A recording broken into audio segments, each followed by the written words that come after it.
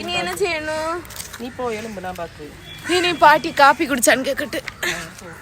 இனி நமக்கு வெட்டியான வேலை தான். பின்னி போய் பாட்டிகிட்ட போய் பேசலாம். என்ன பாட்டி காஃபியா குடிங்க? வேண்டாம் பாட்டி, நீங்கள் குடிங்க. நீங்கள் குடிங்க பாட்டி, என்ன வேண்டாம், நீங்கள் குடிங்க. நீங்கள் குடித்தா நான் குடித்த மாதிரி. ரெண்டாவது காப்பியா குடிங்க. காப்பி குடிச்சது நல்லது. 87 வயசு, நீ 100 வயசு. வேண்டாம் பாட்டி, நீங்கள் குடிங்க பாட்டி. வச்சியாச்சா? பின்னி என்ன செய்யுது? இதை வச்சு